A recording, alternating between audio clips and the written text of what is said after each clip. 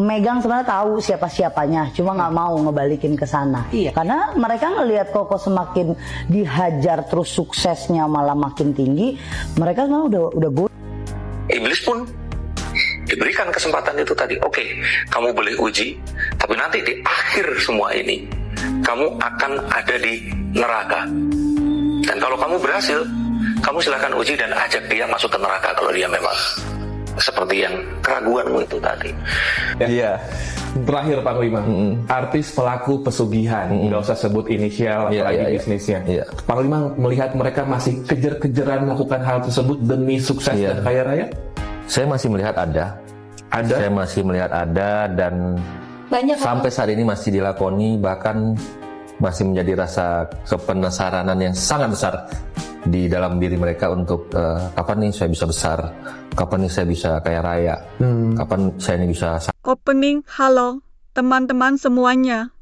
Selamat datang kembali di Surapentol, Hanel yang selalu membahas dan memberikan reaksi seputar berita artis, gosip viral, hingga reaksi terhadap konten yang sedang ramai diperbincangkan. Kali ini kita akan membahas kabar yang sedang ramai menyeret nama Ruben Onsu dan Sarwenda.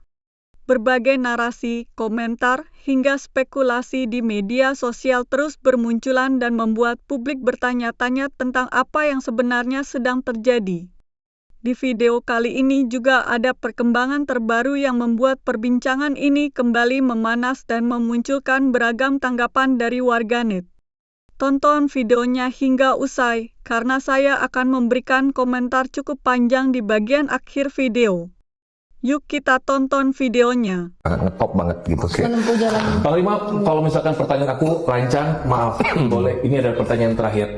Dari artis yang menekuni pesugihan ini, ada atau tidak ya Panglima? Adakah yang akan atau sedang proses mengorbankan anak kandungnya sendiri? Untuk pesugihan.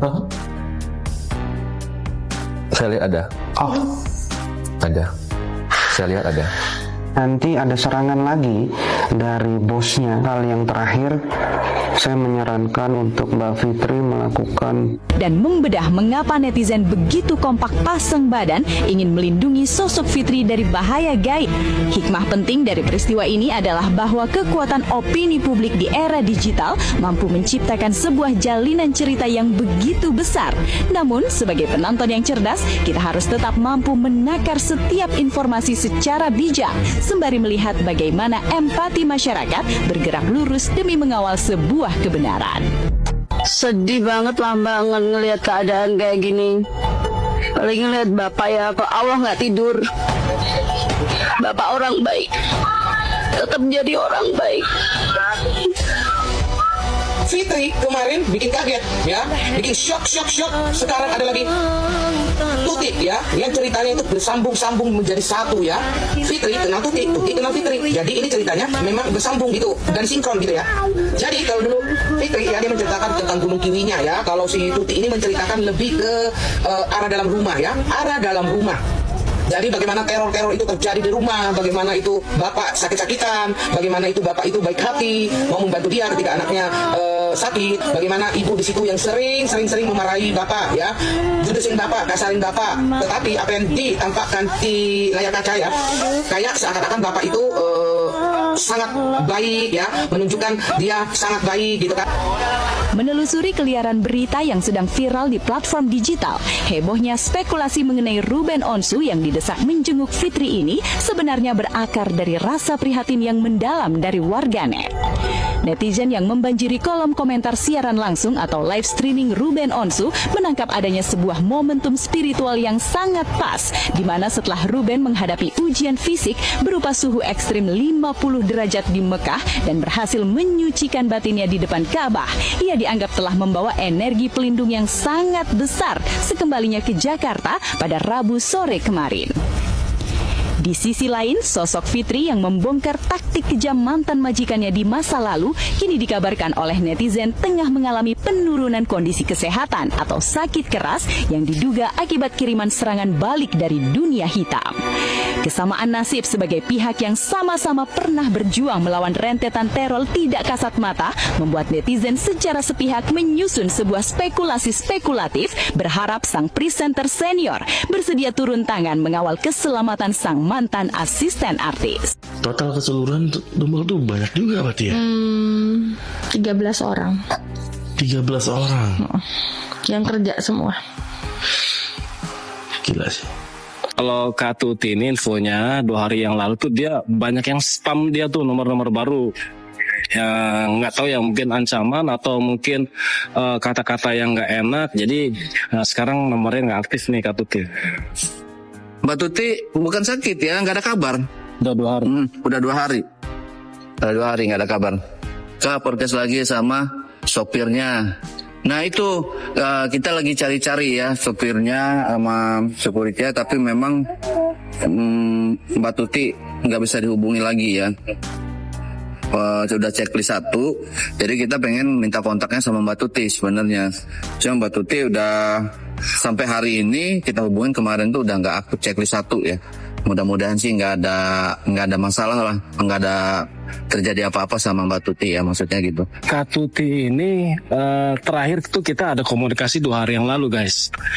2 hari yang lalu. Nah infonya itu dia diserang buzzer listrik. Nah sekarang tuh udah 2 hari ini HP-nya nggak aktif, checklist. Tapi sih mudah-mudahan Kak Tuti baik-baik aja. Mbak Tuti checklist 1 guys, alias diblokir, maybe.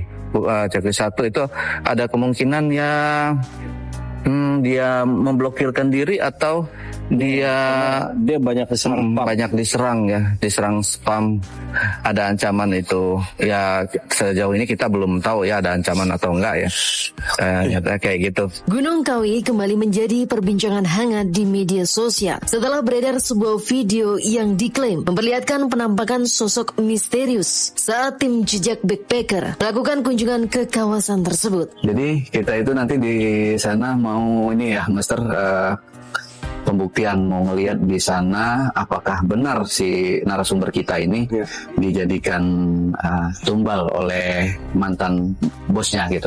Kita kadang-kadang bikin konten ya, juga untuk wisata, juga untuk berdoa itu tadi. Oke. Ya, jadi kalau diberitakan yang gini-gini itu tuh nggak benar. Kalau Pak Juru Kunci jawab jujur, itu tugasnya memang. Kalau Juru Kunci nggak jujur gimana? Iya, gitu ya. Jadi dia jawab apa adanya. Artis ini pernah datang ke sini. Gitu ya. Kita buat jawabnya, kalau Juru Kunci ya pasti jujur. Warga sudah percaya sama Pak Juru Kunci di sini yang megang.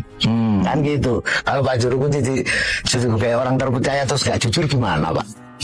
Ya sebatas sepengetahuan saya ya, untuk kunjungan di sini kan nggak terbatas ya, dan tidak dibatasi untuk siapapun, karena diawali tempat ini sebenarnya adalah untuk tempat berdoa sebenarnya, di mana di dalam konsep doa itu pun yang jelas salah satunya adalah untuk memohon kepada Yang Maha Kuasa. Ini soal kelancaran rezeki itu salah satunya ya.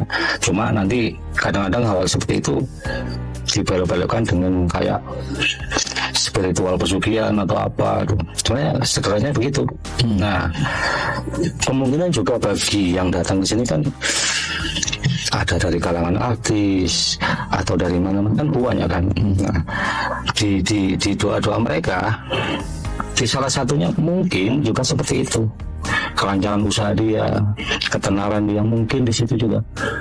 Nah, kadang hal seperti itulah kadang-kadang dibelokkan ya, karena mungkin Gunung Kawi udah dikenal pesugihan, akhirnya pengunjung yang kesini seperti divonis apa ya, pemujaan pesugihan gitu ya, yang identik dengan tumbal atau apa. Tidak begitu sebenarnya. Takut almarhum Olga, almarhum Jupe, almarhum Po Alpa ada sangkut pautnya nggak karena mereka sahabat dekat R? Oh, kalau itu aku nggak tahu ya. apa ada kaitannya dengan cerita di YouTube itu di sini dibongkar semua. Coba kita tanya netizen yuk. Gimana menurut netizen, apakah ada sangkut pautnya nggak? Menurut kalian video yang di podcast Jejak Backpacker itu tentang semua dibongkar di sini, kira-kira apakah beliau-beliau yang baru ditulis Bunda Bu ini terkait nggak ya? Kira-kira menurut kalian, coba deh secara metafisika atau logika, boleh sharing ya di kolom komentar. Aku tunggu. Untuk kamu orang yang nak ke Gunung Kawi, serpak-serpak saja. Jangan kalian mau kaya sendiri, ajak saya. Marilah kita melihatnya, ya. 2 juta jadi 3M. Siapa mau serpak kita? Ya, list lah. 6 orang ada pre-nya itu. Adalah potongannya sikit, lumayan itu kita. Modal 2 juta kita jadi balik-balik lagi kita dusuan kita jadi orang kaya. Tidaklah perlu kalian mau kerja lagi bertukar tunggit itu. Kita apa pergi ke Gunung Kawi saja. Yang tidak ada duit ingin ke Gunung Kawi, carilah pinjaman dulu dapir di situ, ya. Tempoh hari balikkan. Bunga 2 kali lipat, katakan dengan orang dapir itu. Lumayan tu modal. 2 juta untuk ke Gunung Kawi. Tambahlah 2 juta, jadi 4 juta kamu pinjam itu. 2 jutanya untuk apa? Lah untuk makan. Lapar pula nanti tidak sampai kita ke Gunung Kawi. Jangan mau terkalahkan dengan Sarwenda. Sarwenda saja bisa, masa kita tidak? Orang-orang yang ziarah ke sini itu bukan mencari pesugihan, bukan. Tidak ada pesugihan. Tapi ingin berdoa yang hening. Doa itu supaya tidak terganggu dengan pengunjung yang lain, ya. Jadi jangan salah paham. Jadi tempat yang kita lalui ini bukan semata-mata tempat ini untuk mencari tempat pesugihan, bukan. Salah ya. Tapi untuk berdoa, meditasi supaya hening. Supaya hening dengan suasana udara yang sejuk, udara pegunungan asli yang tempatnya di kaki lereng Gunung Kawi. Kamu pernah lihat? Ya pernah dong. Ya udahlah gitu. Kalau aku kadang kalau lagi syuting yang horor gitu kan dibuka karena udah keseringan dibuka jadi makin sensitif kan.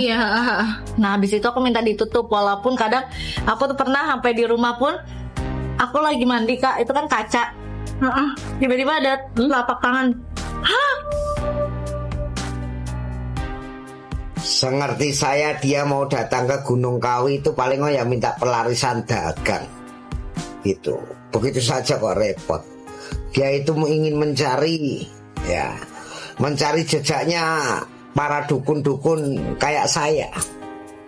Ya kalau tukang sulap, penyulap datang ke Gunung Kawi bagus juga, paling ya minta pelarisan menunggu buah yang jatuh itu, ya toh.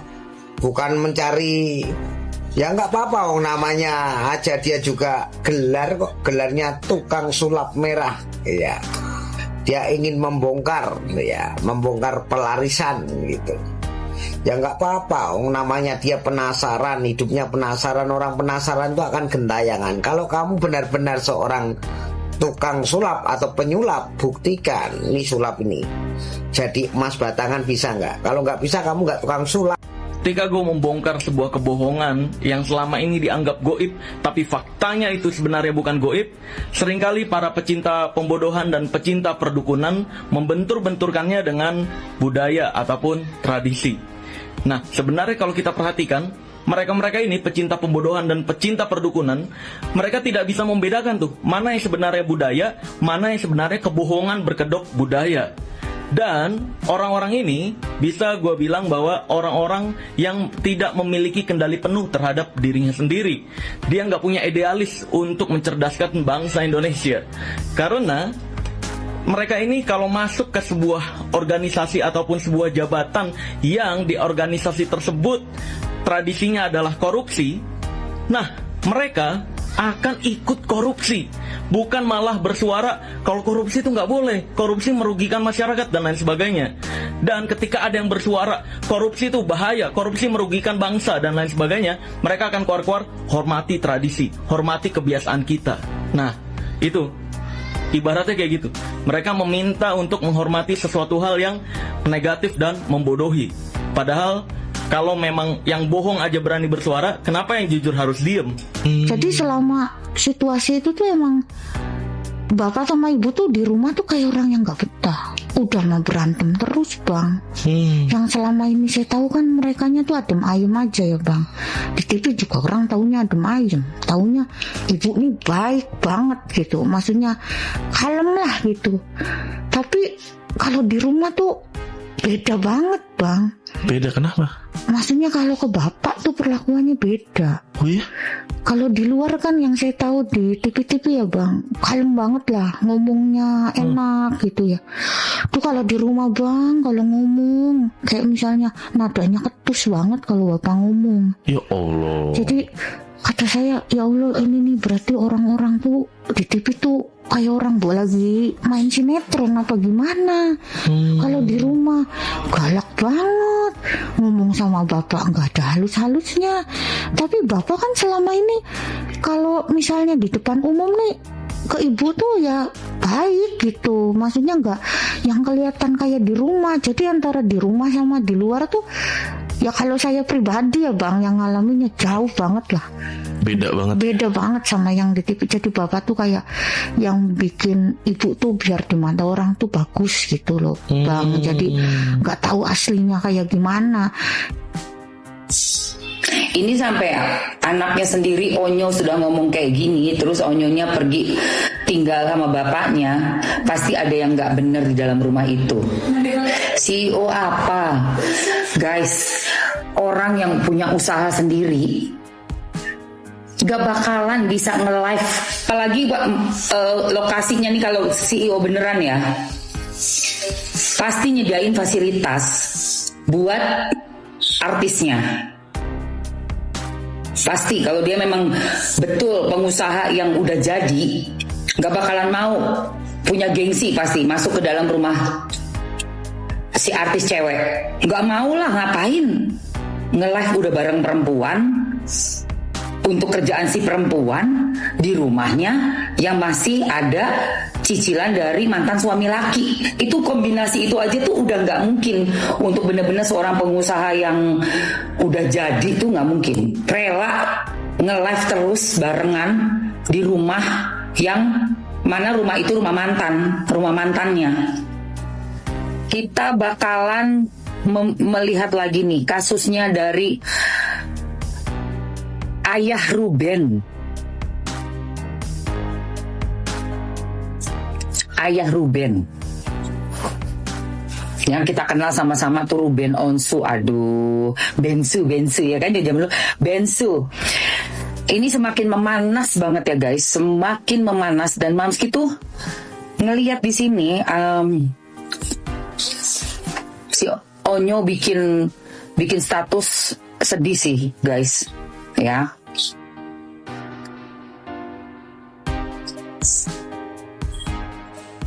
Sedih. Mamski ngeliat statusnya si Onyo ini, aduh, gue bilang. Jadi kemarin tuh di story-nya Mamski lihat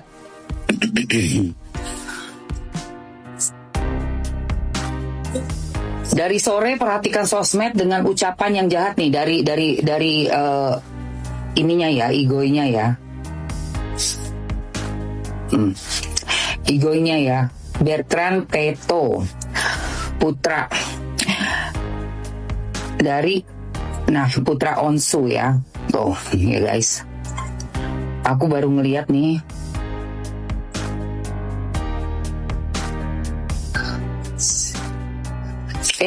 udah hilang deh. Jadi sampai heboh story-nya.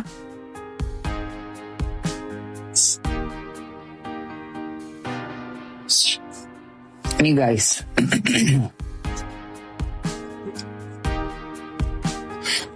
sedih sih kalau masih lihat, ya Allah, sampai kayak gini loh say. Nih ya, dari sore perhatikan sosmed dengan ucapan yang jahat dari manusia yang belum berubah wataknya. Sering sekali waktu di sana ayah sering direndahkan dengan kata-kata itu di depanku dan adik-adik. Mereka tak memikirkan perasaan kami. Di rumah itu seringkali mereka dan yang bekerja di sana yang tidak mengenal ayah seolah-olah paling kenal.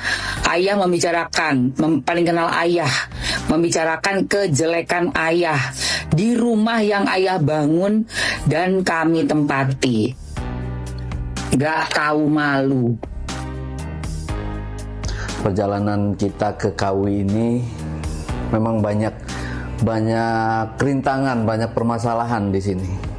Nah, jadi dari Bekasi menuju ke Gunung Kawi itu kita kan terus telepon-teleponan, WA-WAan sama teman yang ada di sini. Tapi ternyata setelah kita sampai di Malang, dapat kabar nggak baik ya, bahwa si teman-teman kita itu bilang kalau konten kreator itu nggak bisa masuk nih. Imbasnya mereka itu jadi kayak semacam memprotek di ruang lingkup Gunung Kawi itu banyak spot-spot yang memang sekarang itu nggak boleh dimasukin sama konten kreator. Konten kreator tuh kita harus izin dulu buat masuk ke sana biar boleh. Akhir-akhir ini berasa nggak sih lagi rame tentang pesugihan di Gunung Kawi? Nah, lo pernah dengar gak tentang rumor orang tua yang tega jadiin darah dagingnya sendiri sebagai tumbal pesugihan?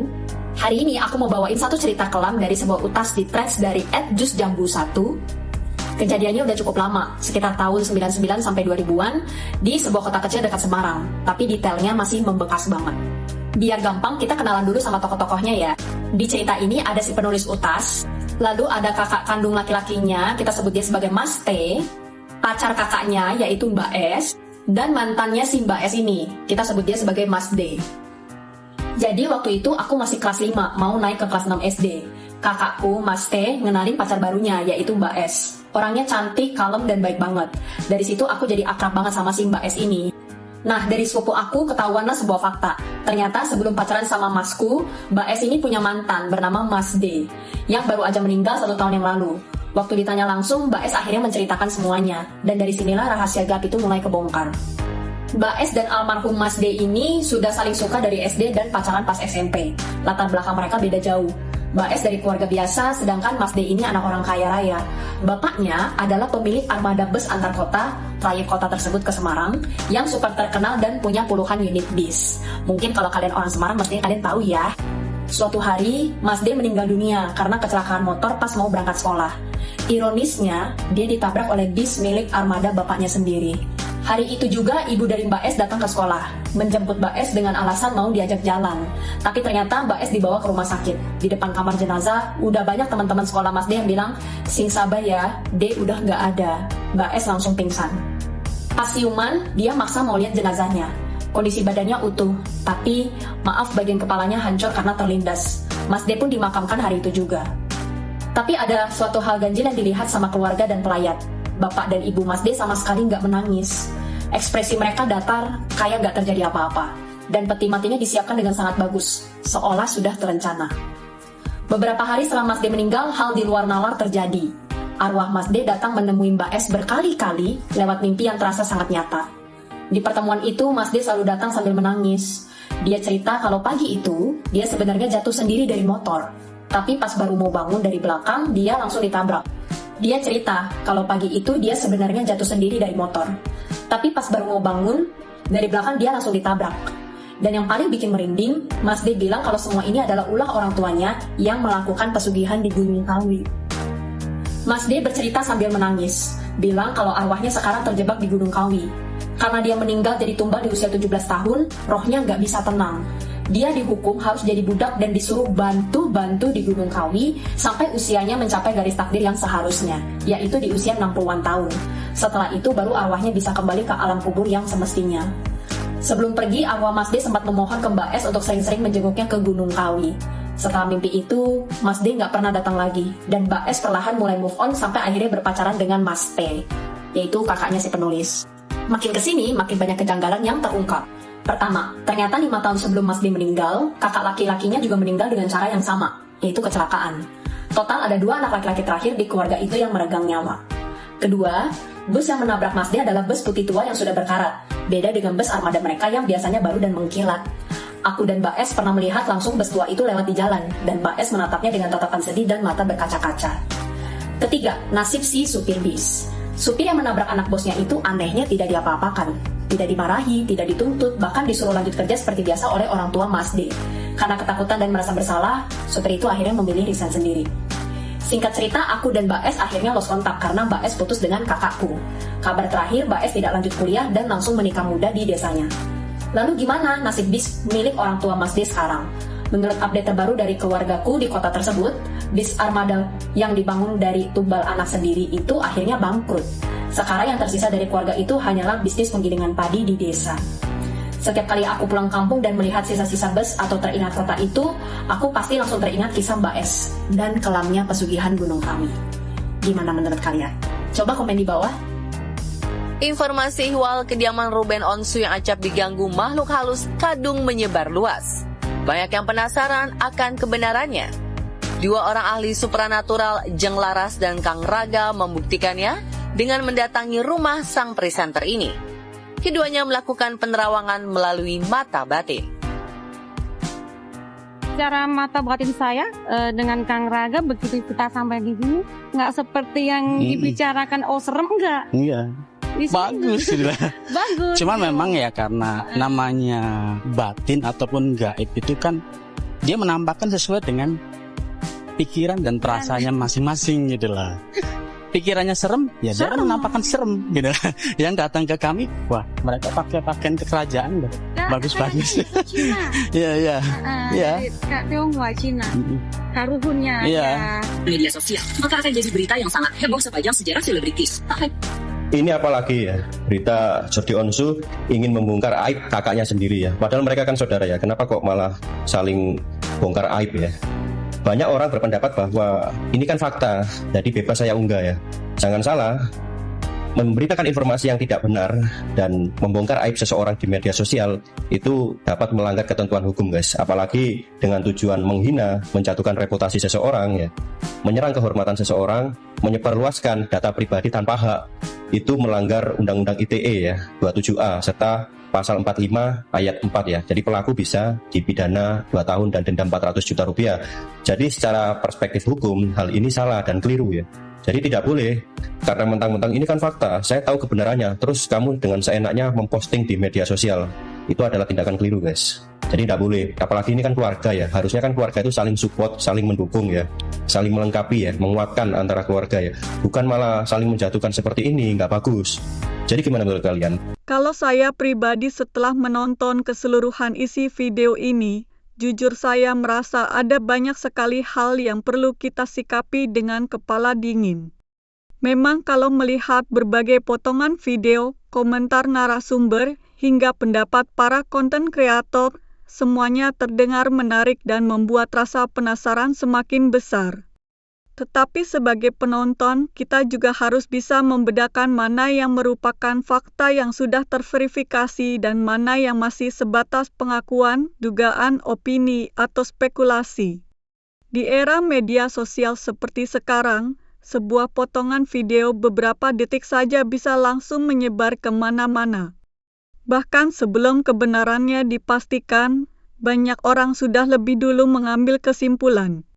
Menurut saya, hal seperti ini justru menjadi tantangan bagi kita semua. Jangan sampai kita terlalu cepat percaya hanya karena sebuah informasi sedang viral atau dibicarakan banyak orang. Kalau memang nanti ada perkembangan baru dari pihak-pihak yang bersangkutan, tentu kita akan mengikuti dan menghargai setiap klarifikasi yang disampaikan. Namun sebelum ada kepastian, saya memilih untuk tidak langsung memihak siapapun.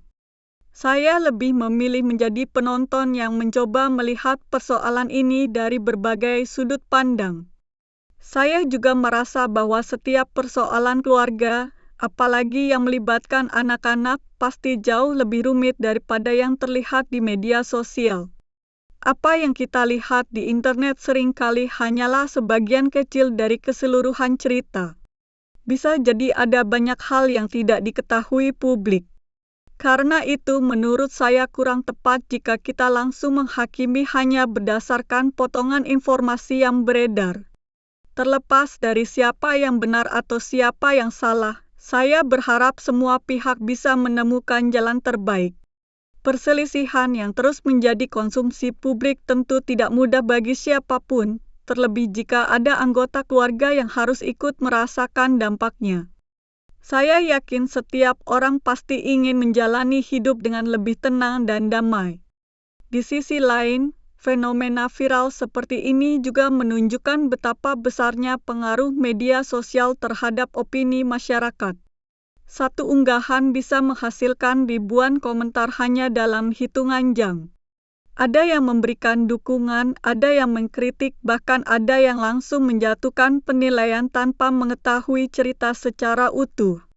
Menurut saya, kita perlu lebih berhati-hati agar tidak ikut menyebarkan informasi yang belum jelas kebenarannya. Sebagai penonton, kita tentu bebas memiliki pendapat.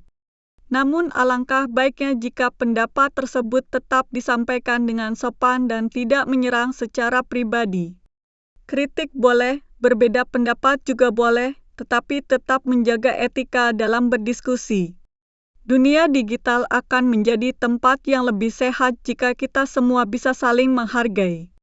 Saya juga mengajak teman-teman untuk lebih bijak ketika menemukan berita yang sedang viral. Jangan hanya membaca judul atau menonton potongan video beberapa detik lalu langsung menyimpulkan semuanya. Cobalah mencari informasi dari berbagai sumber yang kredibel dan menunggu klarifikasi dari pihak yang benar-benar mengetahui persoalannya. Menurut saya, itulah yang seharusnya dilakukan oleh kita sebagai penonton yang cerdas. Bukan sekadar mengikuti arus, tetapi juga menggunakan logika dan berpikir kritis sebelum mempercayai suatu informasi. Bagaimanapun juga, setiap tokoh publik tetaplah manusia biasa yang memiliki kehidupan pribadi. Mereka tentu tidak luput dari berbagai masalah dan ujian hidup. Karena itu saya berharap apapun yang sedang terjadi bisa diselesaikan dengan cara yang baik dan tidak semakin memperkeruh keadaan. Nah, itu tadi pendapat saya mengenai pembahasan kali ini. Sekali lagi, ini murni opini pribadi saya sebagai seorang kreator yang memberikan reaksi terhadap informasi yang sedang ramai diperbincangkan. Saya tidak bermaksud menyudutkan ataupun membenarkan pihak manapun. Sekarang saya ingin mendengar pendapat kalian. Bagaimana menurut kalian tentang pembahasan di video ini? Apakah kalian memiliki sudut pandang yang berbeda? Silakan tuliskan komentar kalian dengan bahasa yang santun dan tetap saling menghormati. Kalau kalian suka dengan pembahasan seperti ini, jangan lupa dukung terus Hanel Surapentol dengan cara menekan tombol like, subscribe, aktifkan lonceng notifikasi, dan bagikan video ini kepada teman-teman kalian agar channel ini bisa terus berkembang. Terima kasih sudah menonton sampai akhir. Sampai jumpa di video berikutnya. Salam hangat dari Surapentol.